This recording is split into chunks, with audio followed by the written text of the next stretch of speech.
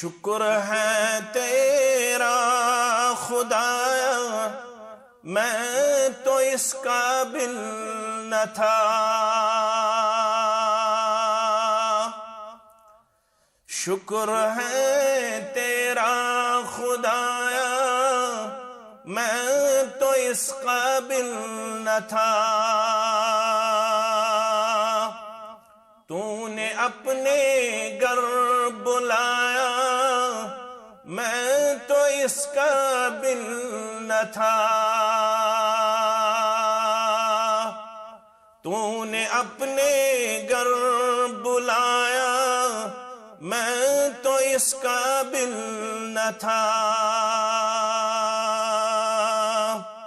يقول الله تعالى وتبارك في الفرقان الحميد والقرآن العظيم بعد أعوذ بالله من الشيطان الرجيم بسم الله الرحمن الرحيم الذين آمنوا وعملوا الصالحات طوبى لهم وحسن مآب. وقال الله تعالى في مقام آخر ومن يعمل من الصالحات من ذكر أو أنثى وهو مؤمن فلنحيينه حياة طيبة ولنجزينهم أجرهم بأحسن ما كانوا يعملون.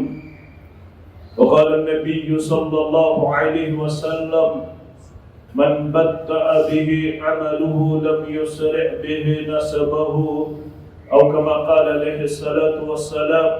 رب اشرح لي صدري ويسر لي أمري واحلل عقدة من لساني يفقهوا قولي.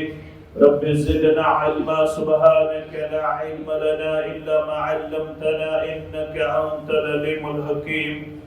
اللهم صل على محمد وعلى آل محمد كما صليت على إبراهيم وعلى آل إبراهيم إنك حميد مجيد. وبارك على محمد وعلى آل محمد كما باركت على إبراهيم وعلى آل إبراهيم إنك حميد مجيد. اللهم انفعنا بما علمتنا وعلمنا ما ينفعنا وزدنا علما.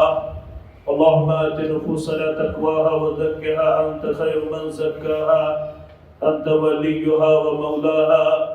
رب ارحمهما كما ربياني صغيرا واغفر لنا وللمؤمنين والمؤمنات والمسلمين والمسلمات الأحياء منهم والأموات إنك غافر الذنوب والخطايا برحمتك يا أرحم الراحمين.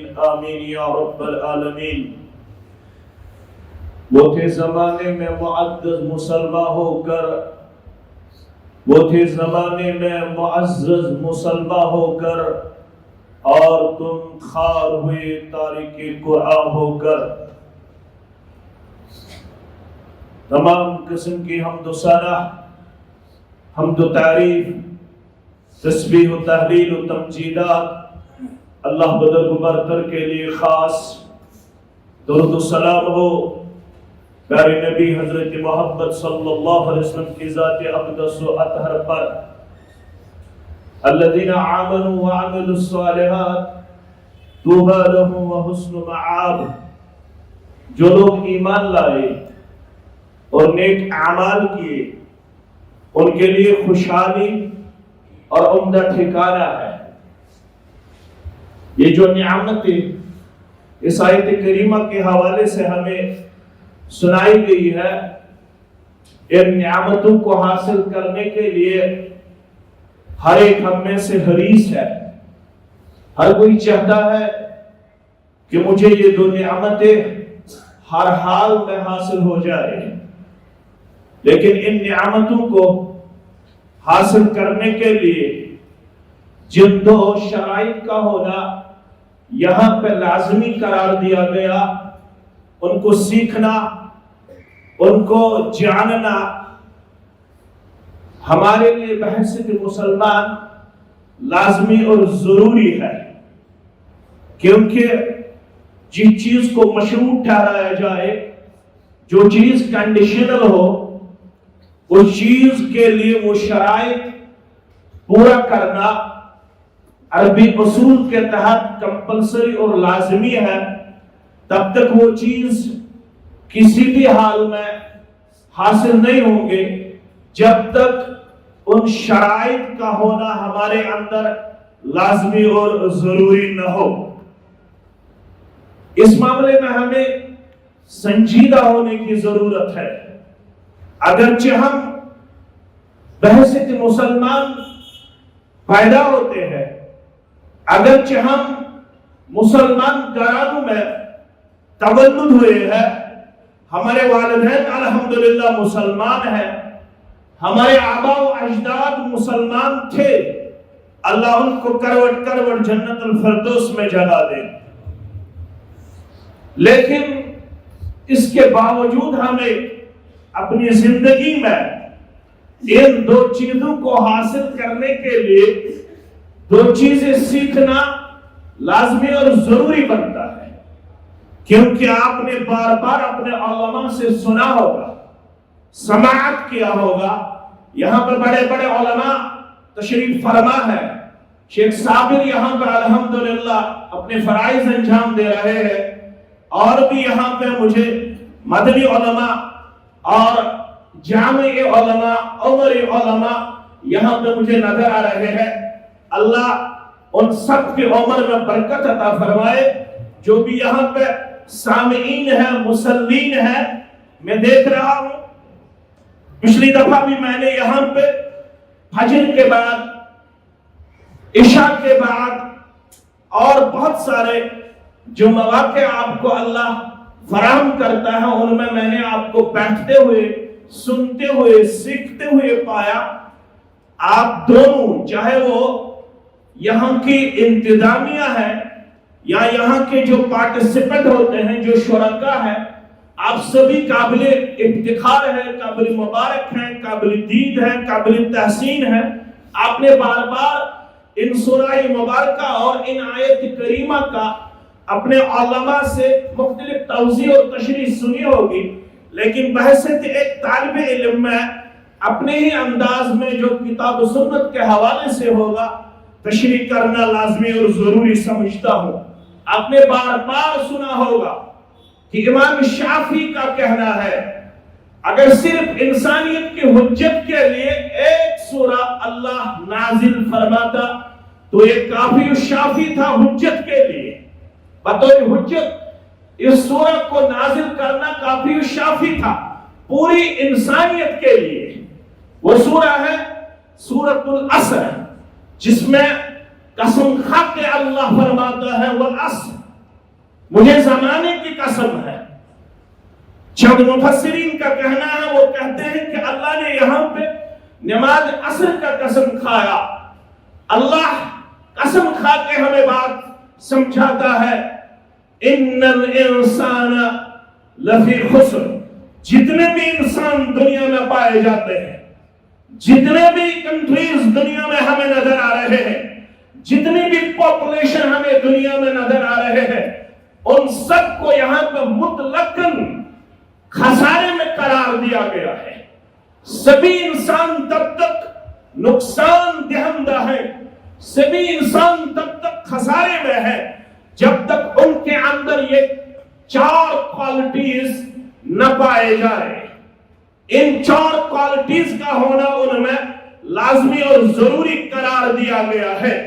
اللہ فرماتا ہے سبھی انسان، چاہے وہ عرب کا ہو، عجم کا ہو، چاہے وہ بنگلور آرتی نگر کا ہو، چاہے وہ بنگلور کے کسی بھی علاقے کا رہنے والا ہو، چاہے وہ میرے یہاں پہ جو نونہال یہاں پہ کشمیر کے مجھے اپنے سامنے نظر آ رہے ہیں، مجھے خوشی ہوئی کہ ان کے اندر دین کی طرف ہے.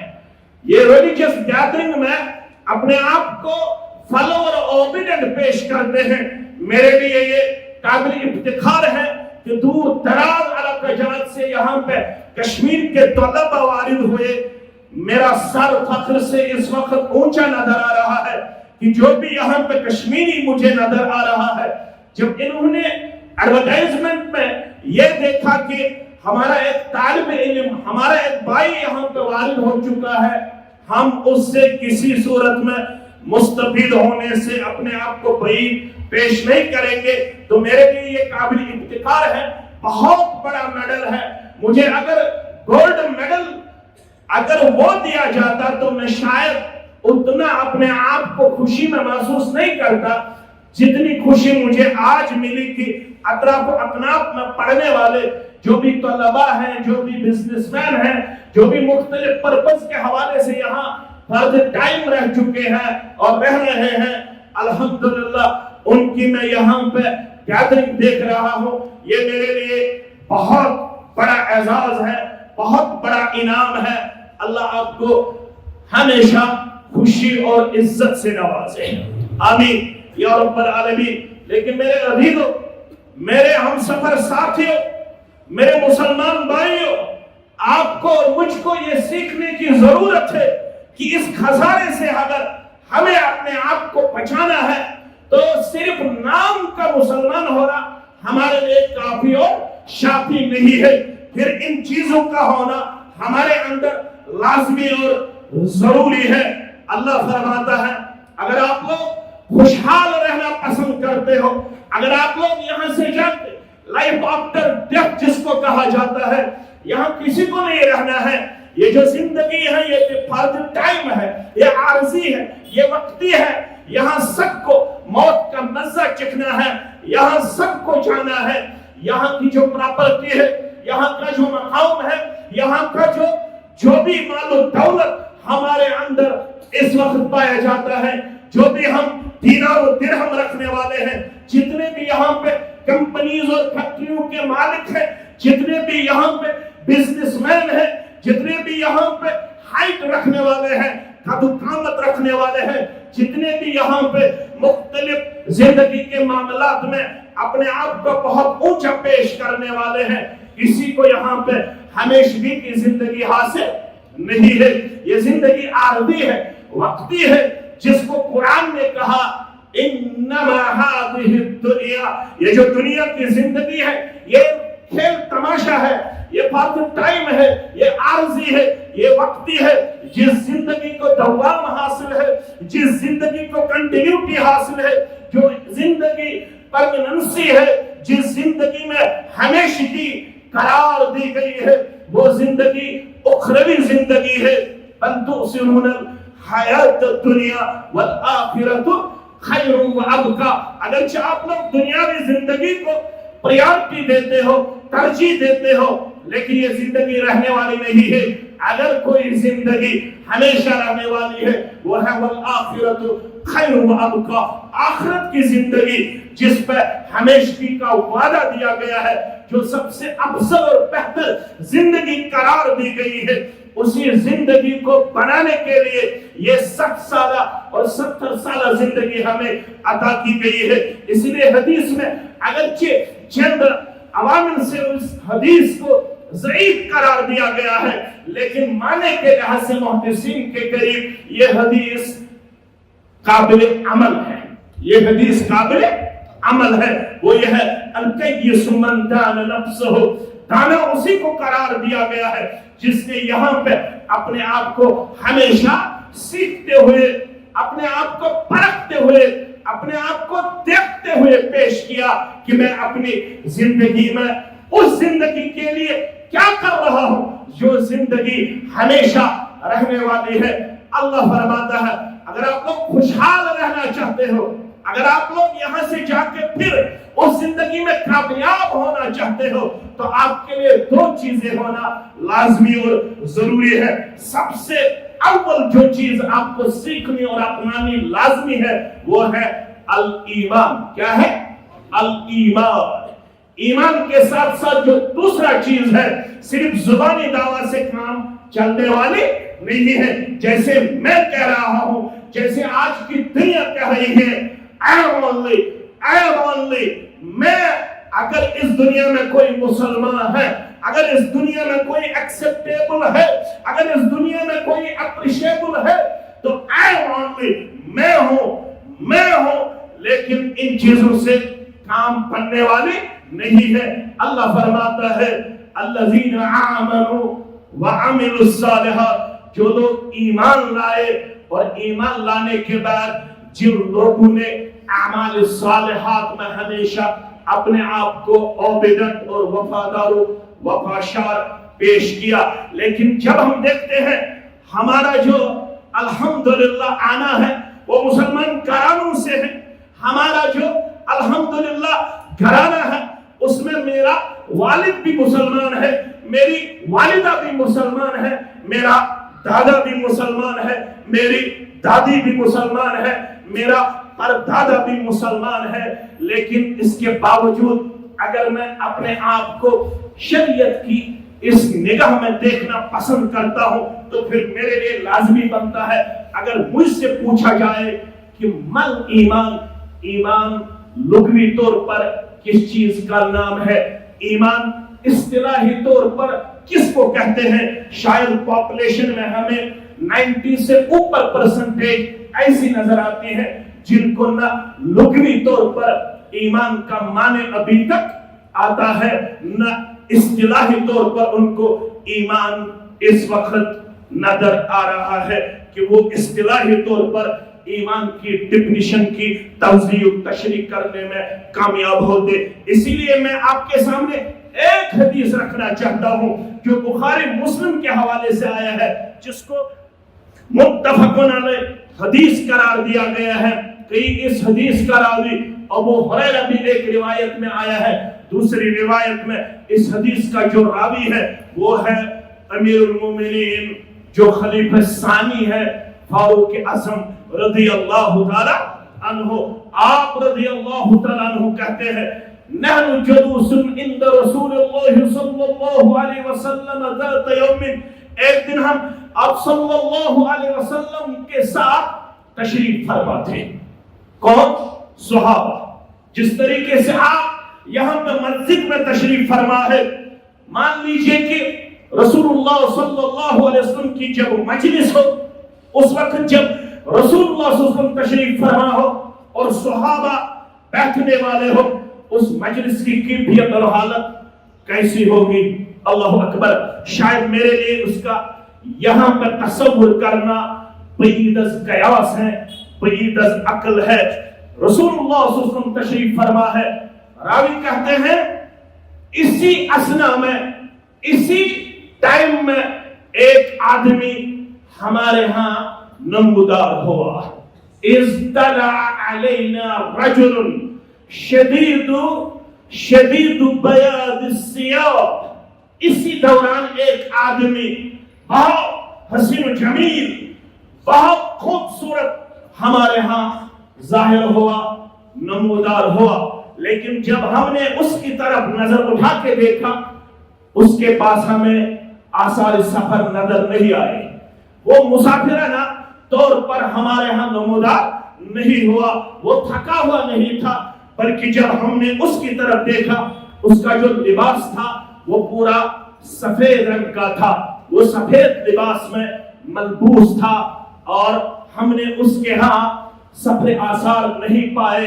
اور دوسری بات جو راوی کہتا ہے وَلَا يَعْرِفُهُ مِنَّا أَحَدٌ, ہم میں سے کوئی اس کو نہیں جانتا تھا.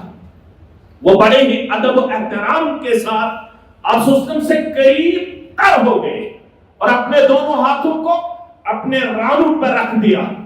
آپ سسٹم کے قریب ہوئے, اپنے آپ کو بہت ہی باادب پیش کیا, جس طریقے سے ایک طالب علم اپنے استاذ کے سامنے بیٹھتا ہے, جس طریقے سے ہم نماز میں تشہد کی صورت میں اپنے آپ کو پیش کرتے ہیں, اسی طریقے سے اس آنے والے نے اپنے آپ کو باادب پیش کیا, سیولائزڈ پیش کیا, بہت ہی احترام میں پیش کیا. تو اس کے بعد آپ صلی اللہ علیہ وسلم سے چند سوال کرنے لگا. آپ نے یہ حدیث بہت بار سنا ہوگا. یہ حدیث کی اصطلاح میں حدیث جبریل کے نام سے مشہور ہے. حدیث جبریل کے نام سے مشہور ہے. اس حدیث کے بارے میں آپ نے بہت دفعہ اپنے علماء سے بہت کچھ سنا ہوگا, لیکن جو میں بتانا چاہتا ہوں یہی میری اس موضوع کا لب لباب ہے, سینٹرل آئیڈیا ہے, سینٹرل پوائنٹ ہے. جب یہ آنے والا شخص آپ سسٹم سے سوال کرنے لگا, جب اس نے سوال کیے, پھر میں بتا دوں گا ایک سوال, جب یہ جانے لگا, جب یہ مجلس سے بعید ہوا، جب یہ مجلس سے نکل گیا، اس کے بعد آپ صلی اللہ علیہ وسلم نے، راوی حدیث کون ہے؟ فاروق اعظم رضی اللہ تعالیٰ عنہ، آپ صلی اللہ علیہ وسلم نے فاروق سے پوچھا رضی اللہ تعالیٰ، اتدری من السائل؟ اے فاروق رضی اللہ تعالیٰ، آپ کو معلوم ہے کہ سائل کون تھا؟ آپ جانتے ہو؟ یہ جو آنے والا تھا، جس نے میرے سامنے چند سوال کیے، آپ کو معلوم ہے یہ سائل کون تھا؟ قلت اللہ ورسولہ اعلم، میں نے عرضداشت کیا اللہ اور اس کا رسول جانتا ہے، میں نہیں جانتا، اللہ اور اس کے رسول جانتے ہیں، میں نہیں جانتا۔ رسول اللہ صلی اللہ علیہ وسلم نے فرمایا قال انہ جبریل آتاکم یعلمکم دینکم، یہ جبریل تھے علیہ السلام، کس صورت میں آئے؟ انسانی صورت میں۔ کس صورت میں آئے؟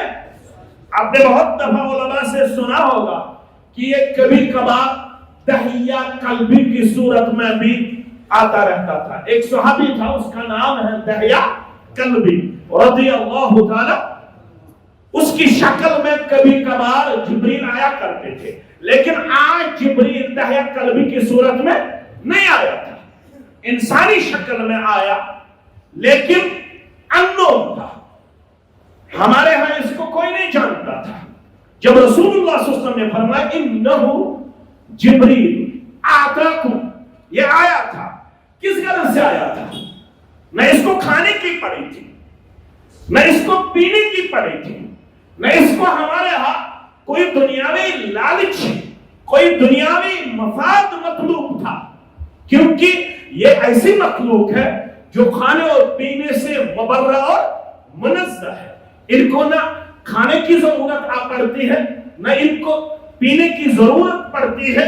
لا یعصون اللہ ما امرهم ویفعلون ما یؤمرون، یہ ایسی مخلوق ہے جو ہمیشہ وفادار و وفاشار رہتی ہے، جو ہمیشہ عبادت میں رہتی ہے، جو ہمیشہ اللہ کی فرما برداری میں اپنے لحظات اللمحات بسر کرتے ہیں۔ ان کے ہاں نافرمانی نہیں ہے، ان کے ہاں وائلیشن نہیں ہے، ان کے ہاں بغاوت نہیں ہے، ان کے ہاں سرکشی نہیں ہے، ان کے ہاں کسی بھی صورت میں اللہ کی معصیت نہیں پائی جاتی ہے۔ یہ ہر لمحہ اور ہر لحظہ اللہ کے فرما بردار رہتے ہیں، یہ ایسی مخلوق ہے۔ لیکن یہ آیا تھا انسانی صورت میں، کس غرض سے؟ آتاکم یعلمکم دینکم، یہی میری اس مجلس کا لباب ہے۔ ہمیں ڈاکٹر بھی بننا ہے، ہمیں ہائی کلاس بزنس مین بھی بننا ہے، ہمیں IAS کوالیفائی کرنا ہے، ہمیں کمپیٹیٹیو ایگزام کوالیفائی کرنا ہے، ہمیں اپنے آپ کو انچیلنجبل پیش کرنا ہے، ہمیں زندگی کے ہر میدان میں اپنے آپ کو بہت ہی جرأت مندانہ کردار میں پیش کرنا ہے۔ ہمیں کسی بھی صورت میں اپنے آپ کو بھاگتے ہوئے پیش نہیں کرنا ہے، ہمیں کسی بھی صورت میں ڈرتے ہوئے اپنے آپ کو پیش نہیں کرنا ہے، ہمیں کسی بھی صورت میں اپنے آپ کو ہارتے ہوئے پیش نہیں کرنا ہے، ہمیں کسی بھی صورت میں اپنے آپ کو دوسروں کی نظر میں گرتے ہوئے پیش نہیں کرنا ہے۔ ہمیں ان چیزوں سے بچنا ہے۔ جب اس ہندوستان میں ایک کمیٹی بنائی گئی جس کو سچر کمیٹی کا نام دیا گیا، جب اس کو کہا گیا آپ کو ایجوکیشنلی مسلمانوں کو پرکھنا ہے، دیکھنا ہے کہ مسلمان ایجوکیشنلی آج کس حد تک اس ملک میں نظر آ رہے ہیں، جب سچر کمیٹی نے رپورٹ پیش کیا تو اس نے مسلمانوں کو ایجوکیشنلی بیکورڈ قرار دیا۔ کیا قرار دیا؟ بیکورڈ قرار دیا۔ ہمیں اپنے آپ کو کسی بھی صورت میں بیکورڈ پیش نہیں کرنا ہے، ہمیں آگے بڑھنا ہے، کیونکہ آپ نے سنا ہوگا جب رسول اللہ صلی اللہ علیہ وسلم کو مختلف ممالک سے خطوط آیا کرتے تھے، آپ صلی اللہ علیہ وسلم خود پڑھے لکھے نہیں تھے، آپ صلی اللہ علیہ وسلم کو خود پڑھنا نہیں آتا تھا۔ جب مختلف ممالک سے آپ صلی اللہ علیہ وسلم کے ہاں خطوط آتے تھے، آپ صلی اللہ علیہ وسلم کو ان خطوط کی عبارت پڑھنا بہت مشکل گزرتا تھا، بہت گرا گزرتا تھا۔ آپ صلی اللہ علیہ وسلم نے اپنے ایک صحابی کو یہ ڈیوٹی لگائی کہ آپ کو کسی بھی صورت میں ان کی زبان سیکھ کے واپس آنا ہوگا۔ آپ کو جانا ہے، آپ کو عبرانی زبان پہ عبور حاصل کرنا لازمی اور ضروری قرار دیا گیا ہے، کیونکہ مجھے مختلف ممالک سے خطوط آتے ہیں، اس کے بعد مجھے ان خطوط کی عبارت پڑھنا گرا گزرتا ہے۔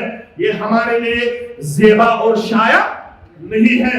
ہمیں انگریزی بھی جاننا ہے، ہمیں اردو بھی جاننا ہے، ہمیں جو مختلف لینگویجز اس دنیا میں پائے جاتے ہیں، جو مختلف سبجیکٹس اس دنیا میں پائے جاتے ہیں، ہمیں اپنے آپ کو سائنٹسٹ بھی پیش کرنا ہے، پروفیسر بھی پیش کرنا ہے، لیکچرر بھی پیش کرنا ہے، ہمیں اپنے آپ کو بہت ہی زیادہ ہنرمند پیش کرنا ہے، ہمیں اپنے آپ کو کسی بھی صورت میں بیکورڈ نہیں دکھانا ہے۔ یہ ہمارے لیے زیبا اور شایع نہیں ہے، لیکن ایک بات ہمیں یاد رکھنا بہت ہی لازمی ہے، وہ یہ ہے کہ یوں تو سید بھی ہو، علامہ کی بات، علامہ اقبال کی بات میں آپ کو یاد دلاتا ہوں، یوں تو سید بھی ہو، مرزا بھی ہو، افغان بھی ہو، یوں تو سید بھی ہو، مرزا بھی ہو، افغان بھی ہو، تم سبھی کچھ ہو، مگر یہ تو بتا کیا مسلمان بھی ہو؟ تم تو سبھی کچھ ہو، مگر یہ تو بتا کیا مسلمان بھی ہو۔ میرا لیکچر ایسا ہونا چاہیے، میرا ڈاکٹر ایسا ہونا چاہیے۔ اگر میرا امام محترم یہاں نبی ہو تو ہمیں امام یہاں پہ ڈھونڈنا کسی بھی صورت میں مشکل نہیں ہونا چاہیے۔ جو بھی یہاں پہ ڈاکٹر نماز کے لیے آتا ہو، اس کو اتنی مہارت حاصل ہونی لازمی اور ضروری بنتا ہے کہ وہ 5 وقت نماز بھی ہمیں پڑھا سکے، وہ جمعہ کا خطبہ بھی دینے میں اپنے آپ کو نہ صرف پاپولر پیش کرے، نہ صرف جاننے والا پیش کرے، بلکہ اپنے آپ کو بہت ہی زیادہ اس فیلڈ میں بھی انچیلنجبل پیش کرے، تبھی ہمارے لیے خوشحالی کا وعدہ ہے۔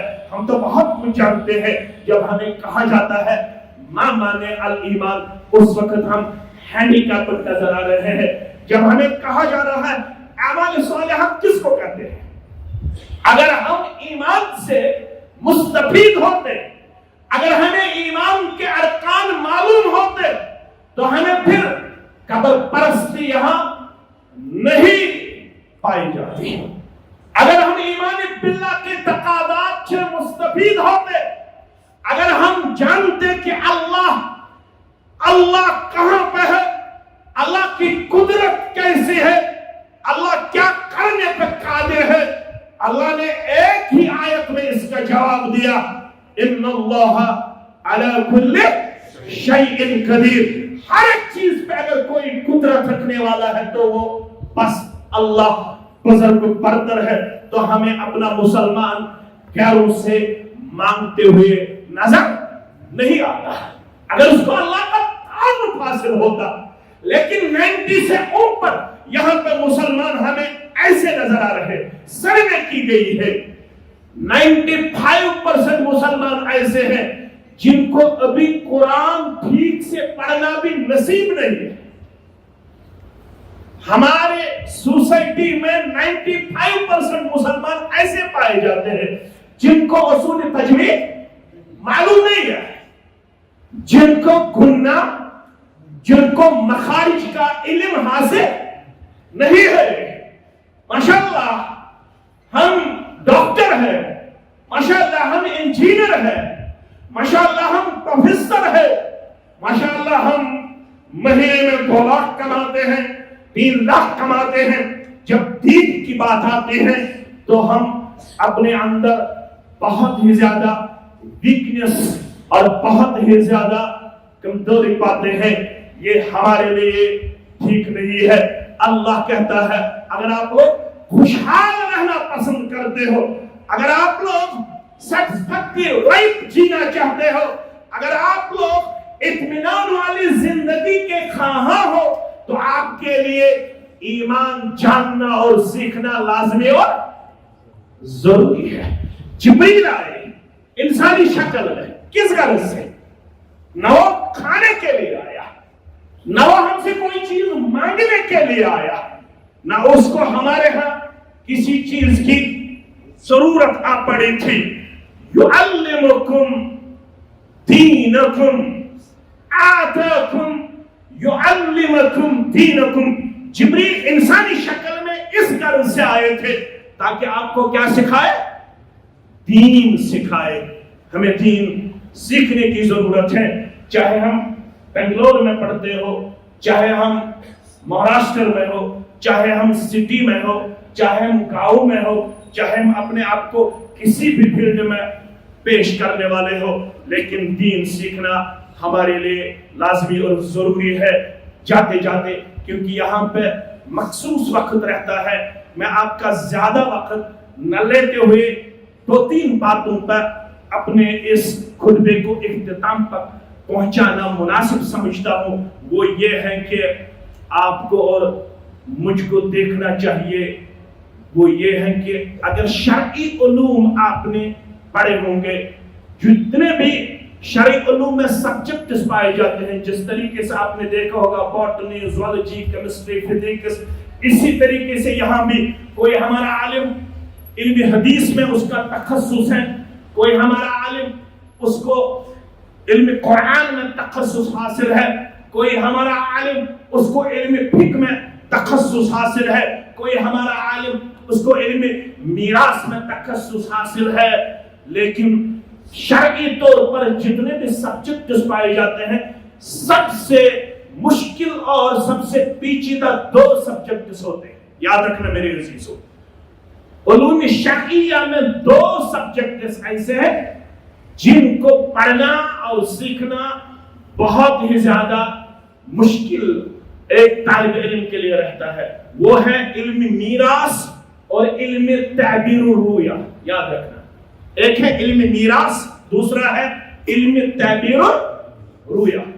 لیکن جب ہم پڑھتے ہیں، جب ہم سیرت کا مطالعہ کرتے ہیں، 1 لاکھ سے اوپر ہمیں صحابہ نظر آ رہے ہیں. 1 لاکھ سے اوپر.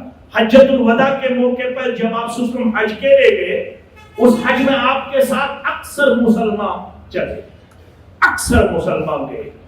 اس لیے آپ کو حدیث میں بہت دفعہ پڑھنے کو ملا ہوگا کہ کئی 90,000 آیا ہے، کئی 1 لاکھ سے اوپر صحابہ کی تعداد بتائی جا رہی ہے جو حجۃ الوداع کے موقع پر آپ کے ساتھ حج کے لیے چلے. 1 لاکھ سے اوپر صحابہ ہمیں نظر آ رہے ہیں.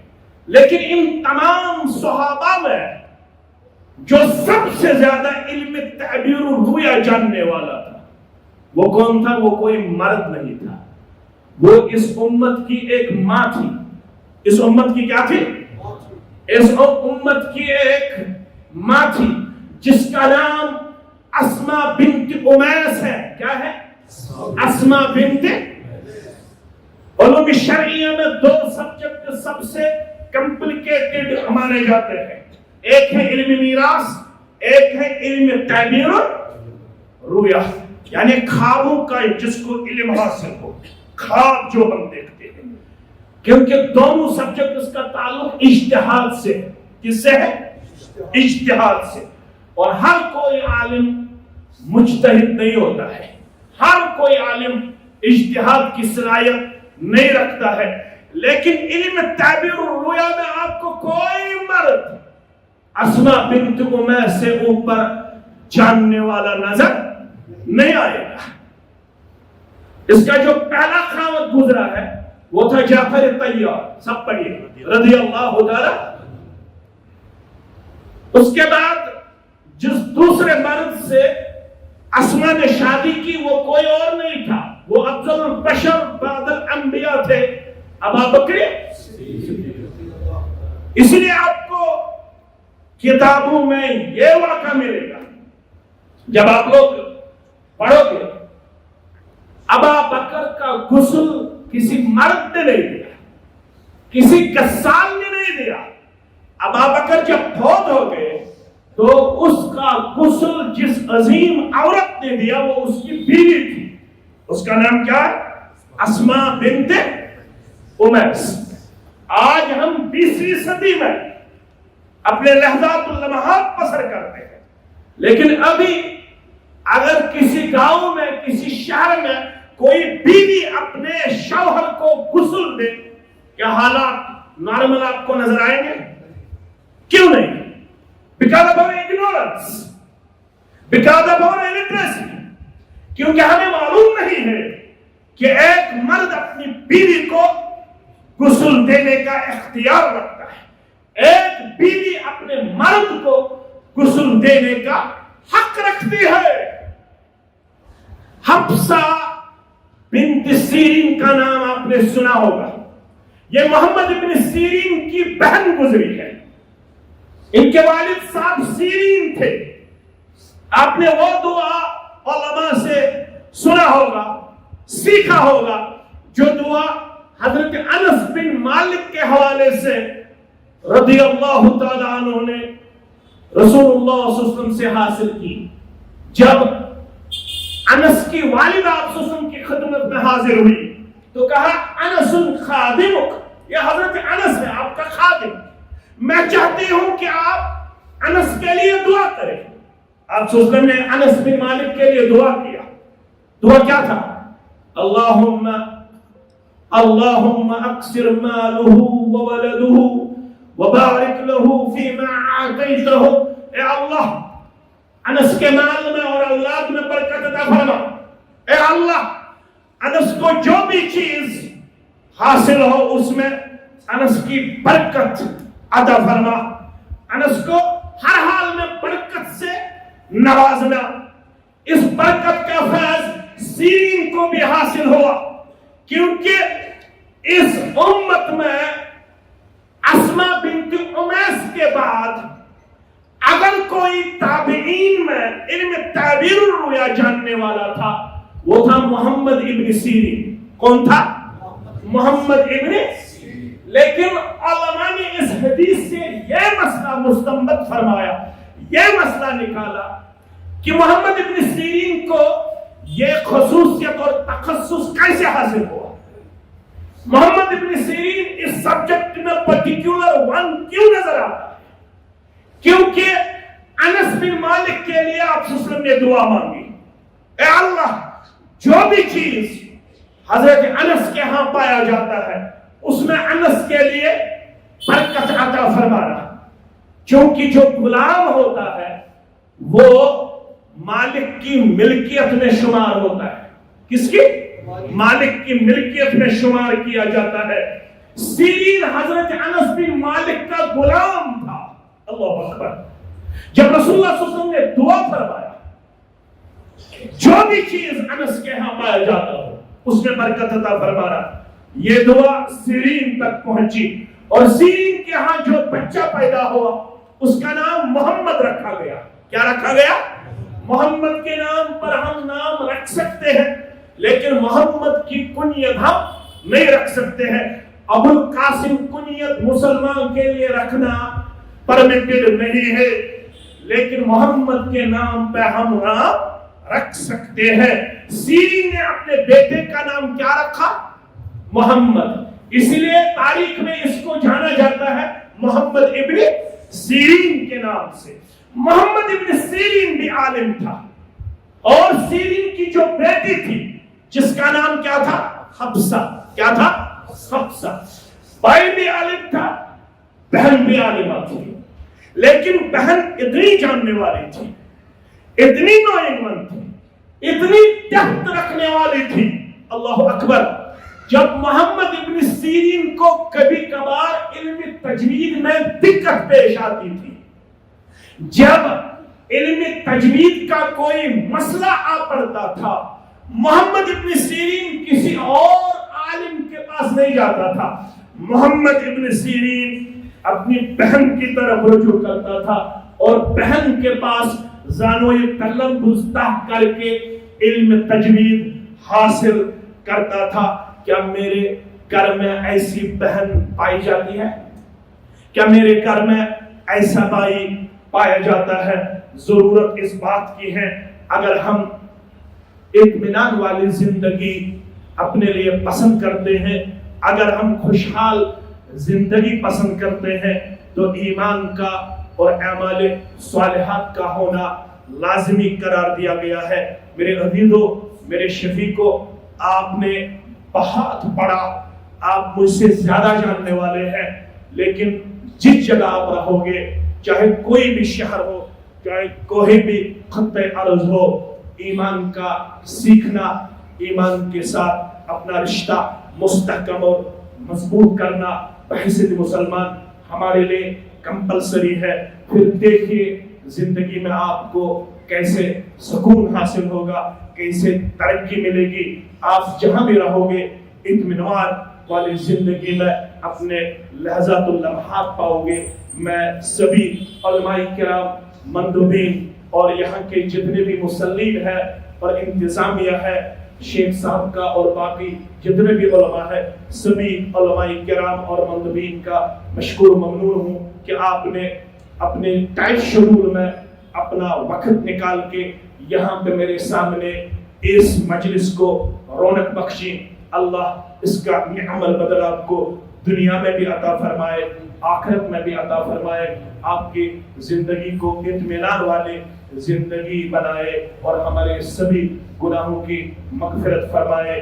ہمیں سننے کہنے سے زیادہ اللہ عمل کی توفیق عنایت فرمائے۔ اقول قولی ھذا استغفر اللہ لی ولکم لسائر المسلمین، ما قلت صحیحا فمن اللہ وما اخطأت فهو مني ومن الشیطان الرجیم۔ والسلام علیکم ورحمۃ اللہ وبرکاتہ، وآخر دعوانا ان الحمد للہ رب العالمین۔